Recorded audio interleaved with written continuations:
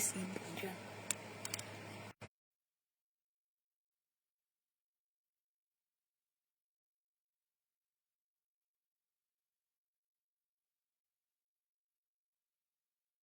Ay, nandito tayo ngayon sa ating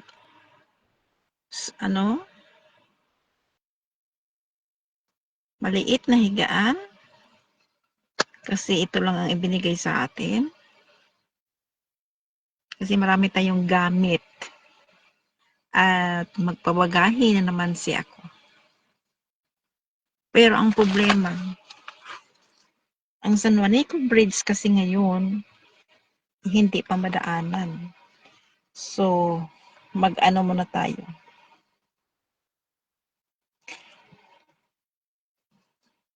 Mag-isip-isip. Okay? Kung kailan tayo magpabox. Paano tayo disable itong stars? Mag-send naman kayo ng stars para naman excited.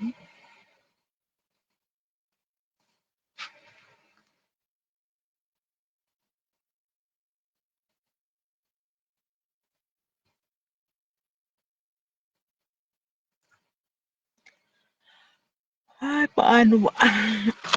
Hirap kasi dito sa bansang ito, parang hindi yata pwede eh. Kaya, pero wala namang sinabi sa Facebook. Bahala na sila. Nag-part-time tayo kanina saglit. Tapos,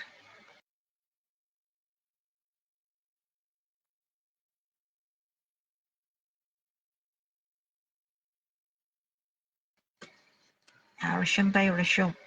Paano ba ito yung stars? Saan ba dito i-enable?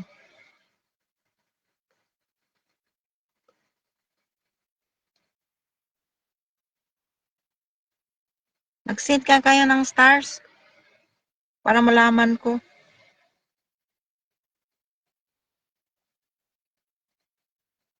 Mag-comments nga kayo ng stars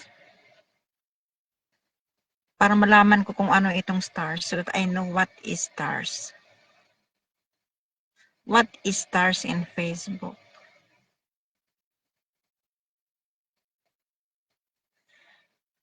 Mag-comment nga kayo ng stars. I need stars right now.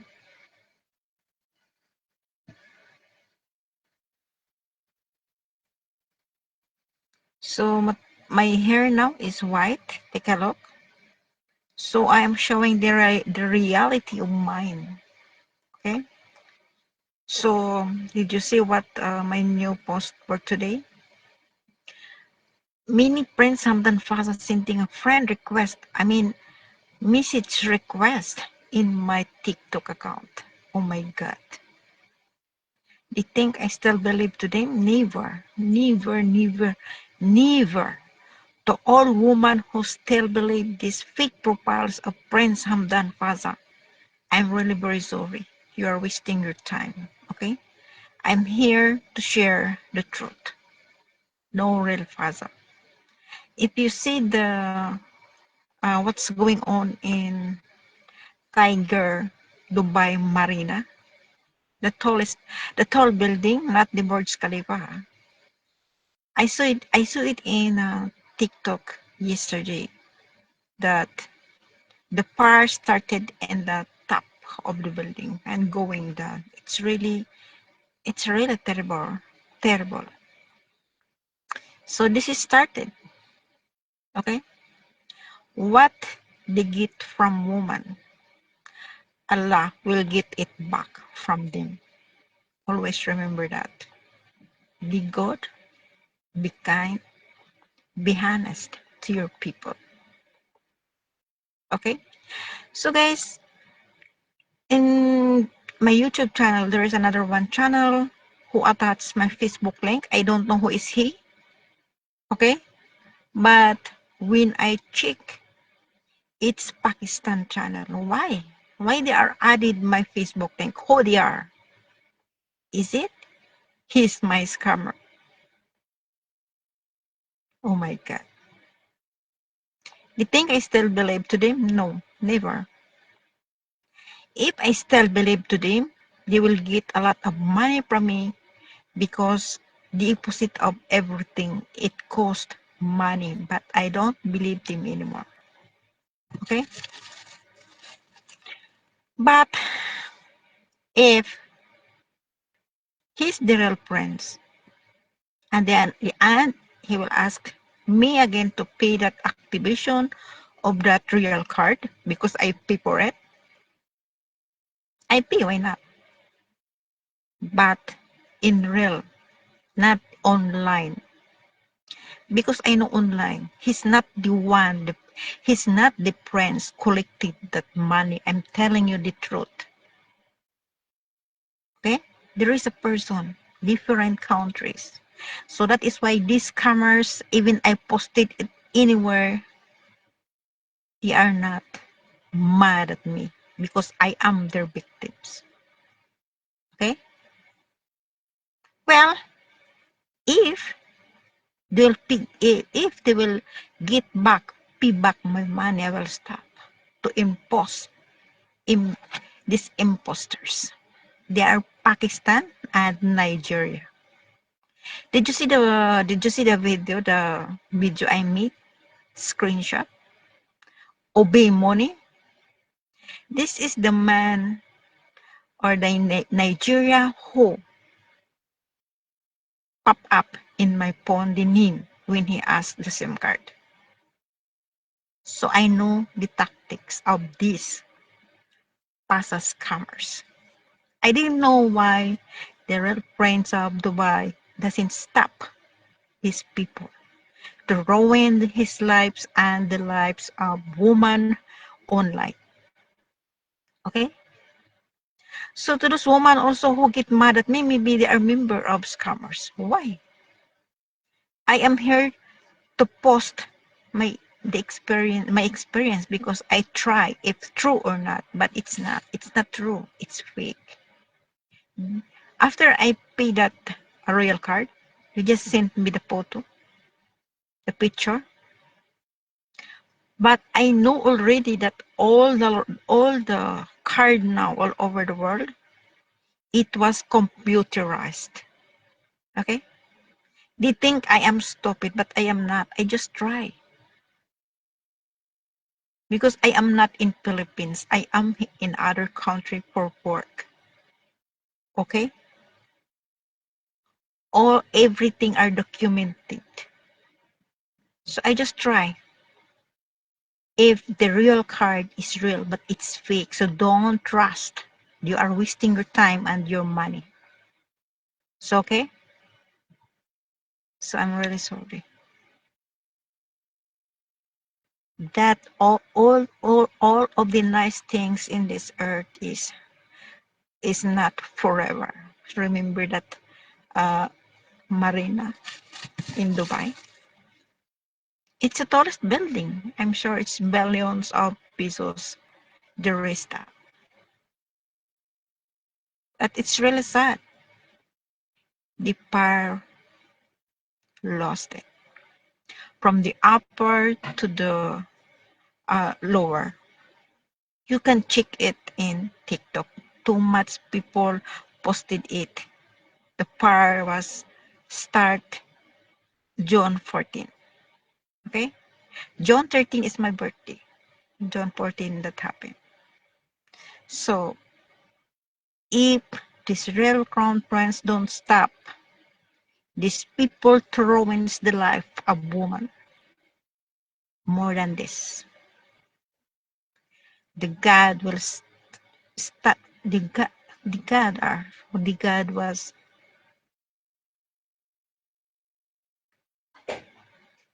our God now was started. Okay,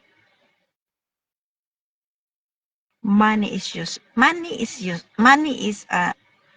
we need the money. Money is important, but we need to earn in the right way. Okay, so it's really sad. So many women who write not good to me. I feel so very hurt, but I didn't know why I continue this. Many people also, many women also saying thank you so much because I am about to get scammed to this imposter. Okay? But me now, I stopped to communicate him last already 1 year. I want to forget everything, but I didn't know this profile always come in my Facebook account. So I check. When I check the page transparency, it was Nigeria and Pakistan. So it's not my fault. Facebook showing me the location of this person who used the name of Prince Hamdan Faza of Dubai. Okay? So I want to throw away or I want to tear it, the receipt, but in my mind said no, keep it. So those who want to fight on me, okay, but prepare. Baka pagpawisan ka. Okay? I am here to advise women that no real Hamdan Faza. They are Nigeria and Pakistan, or maybe they are worker. Shout out to my classmate, my elementary classmate, um, Emilio Impadinoy Jr. Classmate ko ito hanggang ngayon. Mabuhay, mabuhay. Mabuhay, classmate. So, kaniha, nagtrabaho ako ng half day. Ito na naman ngayon. Pahiga-higa na lang. Pero ang init dito eh. Shout out also to Nora Albaloshi. Sabi niya, Sister, I don't know this. Allah knows. Yes, Allah knows. Our Almighty God knows. Even me, I am very angry. I fight them before we are chatting because I know already about the first time he sent me a message. He sent me a photo that he said he's the real. It's that um, passport. So I won't stop. I am checking everything. I go to Google. I ask. So that the passport of Prince Hamdan Fasa, I saw it there in red flag. But I fight him. He said, uh, just only put in there. They are a big lies. But I still continue to trust. But last year, before before the flood in Dubai, I'm very, very angry. Really, I'm very angry.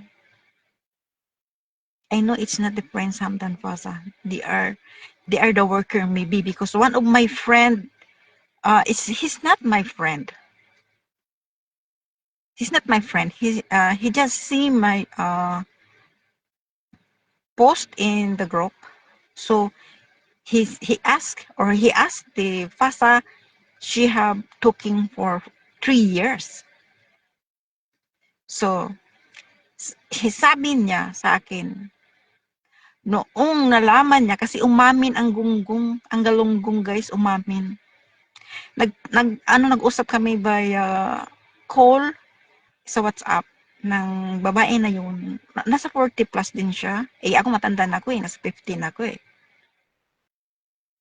So, yung friend ko gusto siyang mag-join dito. Okay, i-join ko siya. Tignan ko. Accept. Add. Tignan ko kung pwede siyang ma-add. Pero ayaw eh. Na-add ko na siya pero ayaw. Sorry classmate, hindi ka pwede eh. Ayaw ko. Ina-add na kita pero tignan ko baka mahina yung signal. So ito si Emilio Impadinoy, classmate ko siya nung elementary. Maano din ito eh, krong-krong din ito eh. Ang dami naming classmate, no? barkada, yung masamasayahin ba? Si marami akong naalala eh. Si Santi Biero, classmate kami niyan.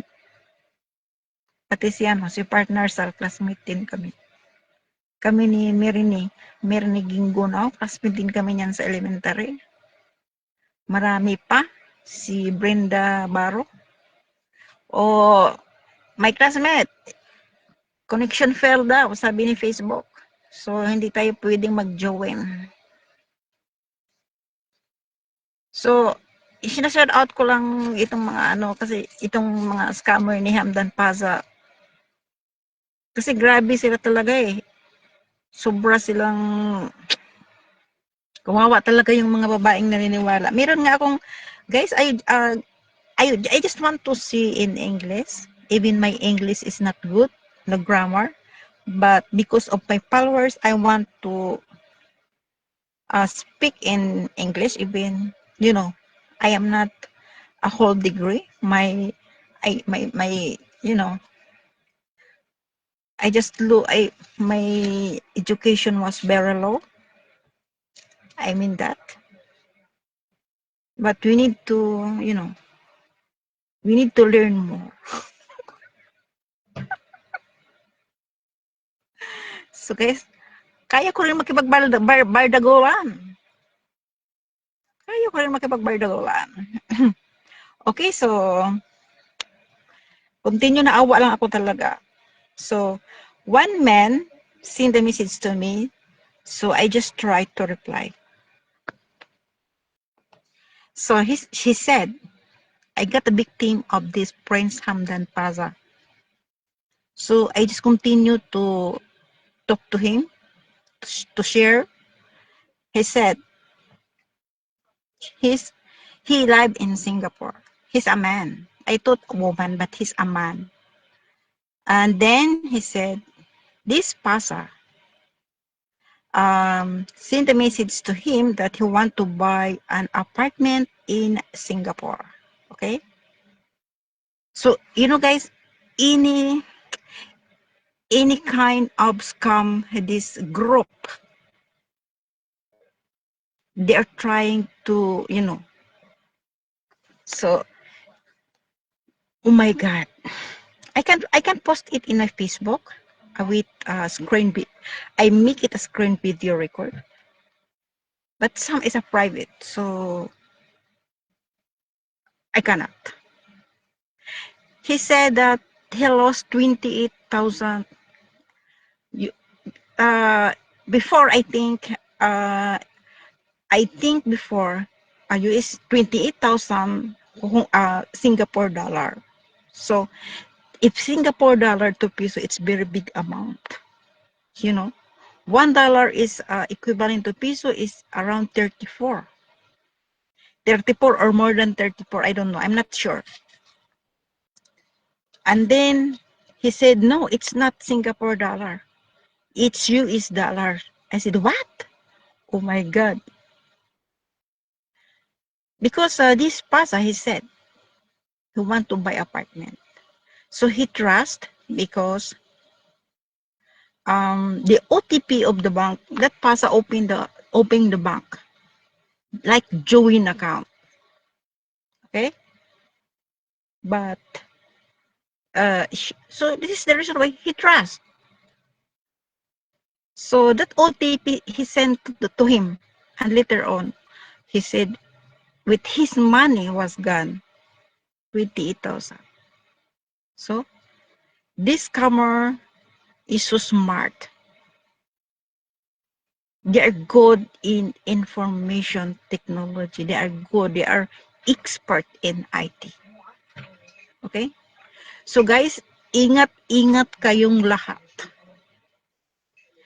I want to shout out Luningning Simbolan. Hello sis, good evening. Good evening din sa'yo.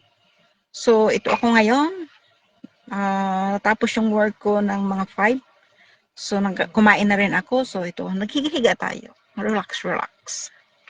Maliit lang yung bid ko kasi ito talaga ang buhay abroad. Maliit lang yung bid ko pero malaki ang binabayaran ko dito. Nasa 6,000. Living here is not easy. It's expensive also. Because I am not stay out helper. I am not stay in helper. I am stay out helper. So we need to pay the rent of the boarding house, the bid, small bid. But I have a lot of thanks because my boss also was sharing their blessings to me like clothes. So I didn't need to buy clothes. Some I sent already to Philippines. So, okay. So, okay. Balikan natin yung topic natin. After that, another woman also now sharing that Prince Hamdan Faza sent her that he's the real Faza. He sent that screenshot of the official account of Prince Hamdan Faza have 3 million followers. And then I check the WhatsApp. It's purple. Be careful, guys. Be careful. Don't waste your time and money for these people because me, I lost also. But it's okay. It's a plan of God. Maybe that this happening have reason. Money is only money, but I slowly collected it. God will give it back to me. So, okay? So, kung maniwala pa kayo sa mga krong-krong na yan na Nigeria at Pakistan, it's up to all of you. Bye-bye to your money. Your money will not back. I am telling you. Okay? So, anyway, it's your money. It's not mine. Try. But, no any return to you. Like the woman said, the man said, you win a Mercedes Benz. Oh my God. Mercedes Benz, ha? Pagpirahan kayo niyan. Siguro nanonood siya ngayon. Kasi, nagko-comment doon sa ano eh, pang dalawa silang nagsagutan eh. Na tumigil daw ako kasi matanda na ako. For your information, guys, last year I stopped already. As I've said, I want to forget this Prince Hamdan Paza, but I leave the group. I blocked them all, but I didn't know why Facebook still showing the group. So, I check. So, I know everything. Okay? And dinakala nila kasi, hanggang ngayon nakipag-chat pa ako. No, never. You know, guys, it's big amount. Deposit of everything. The opposite of your I love you is big amount of money, but you are chatting the fake one. It's not Faza. You are chatting the Nigeria, the black man. So balikan natin yung yung babae na taga-ano siya eh, nasa Japan siya eh. Hindi daw siya na biktima ng Royal Card kasi ayaw niya. Doon siya na biktima sa mga Apple Card. Alam mo did you know how much the Apple Card? O yan, kita niyo na yung mata ko. I am 54 years old. So, okay, but maybe the light lang at saka yung ano natin, yung phone ko maganda. So, okay. Tapos sabi niya, nung nga yung nalaman niya yung yung post ko about that FASA, about that Nigeria and Pakistan. Nag-message siya sa akin at yun, sinend niya yung video ng lalaki na gusto siyang lumabas sa na yun sa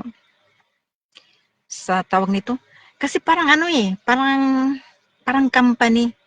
Ganito daw ang nangyayari. Sa Nigeria ito ha. Ito hindi ito sa akin kasi wala akong Nigeria. At saka yung pinapin ko na demonyo na yan. Nag-appear lang yung number na nag-message siya sa akin ng hingi ng SIM card. Yun ang ginamit niya. Pero binablock din ng WhatsApp. Tapos ngayon, Ang nakalagay ng pangalan doon is Obemoni. So, hindi siya nag-send. He didn't send any picture about him. He sent the photo of Prince Hamdan Paza. Okay? So, I think he's the real Paza. But, just few months, I check again my snapshot. I see him that he have photo. So, I said, ang demonyo, ito nakita ko ng demonyo. Ay, ano talaga? Ngayon, he's not in Nigeria. He used the phone number of +27 South Africa. So, I am telling the truth. If you don't believe in me, you just say goodbye to your money if you still believe the imposter Prince Hamdan Paza. He's not. It's his people. So, balikan natin ha. Ang sabi daw ng kachat niya, nung nasa probinsya siya, there is a person tell him that there's a work in the bayan, sa city. Work daw sa city. So, hindi alam na ganun pala daw ang kanilang magiging work. Yun nga, pang-scam, binigyan ng cellphone. Okay? Binigyan ng cellphone. Ayun, alam mo na yung Facebook. Kaya yung Facebook account ko, yung friend ko, I put it in private. Para hindi nila makita yung mga friend ko. Okay? Kasi kawawa naman yung mabiktima. Yung noon nga kung pinupost ko yung buti na lang nakapag-invest ako sa lupa. After mga 1 week, may nagtawag sa akin, babae. Sabi niya, hinuhuli-huli ko siya Ginamit pa yung kumari kong pangalan. Na-post ko yun sa Facebook. Pero pinalitan din yung picture. Kasi, nakipaglaban ako dito mga hayop kayo gusto niya akong biktimahin. Ayun, natauhan din. Binablock ko na rin. Tapos Canada, ako sa Canada. Tapos pwede daw kalahati ang bayad, o di ba? Kalahati ang bayad ng So parang makakamura ka rin sa kalahati. Pagdating pala doon, wala pala, nga. So guys, ingat-ingat kayo dahil marami talagang scammer ngayon. So ang ginawa ko, minisits ko yung kumari ko kung totoo. Sabi niya, hindi akin yan. So noong nakipagbardagulan ako, yun, binago agad yung picture, yung profile. So, grabe. So, ingat-ingat kayo guys. So, ngayon, in my age of 54, wala nang makakaloko pa sa akin kahit sino. So, ito pa, meron pang isa, yung naalala niyo yung pinost ko na nire-record ko din, dinelete ko guys, you know why? Ayaw ni Mita, ayaw ni Facebook. So, bakit kaya? Think big.